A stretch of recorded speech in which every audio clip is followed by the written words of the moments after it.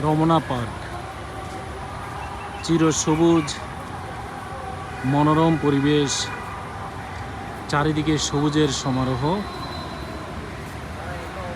বছরের পর বছর সবুজের সাক্ষী হয়ে রয়েছে এই রমনা পার্ক। দেখুন পার্কের এক অংশে কি সুন্দর ফুল ফুটে আছে। কত মানুষ এখানে এদিক সেদিক ঘোরাফেরা করছে, বিশ্রাম নিচ্ছে, কেউ কেউ ব্যায়াম করছে। এখন সকাল 9টা। সকালের দিকটাতে এখানে আরও অনেক বেশি পরিমাণে মানুষজন আসেন। বিশেষ করে সবাই ভোরবেলায় ব্যায়াম করে শরীর সুস্থ রাখার জন্য।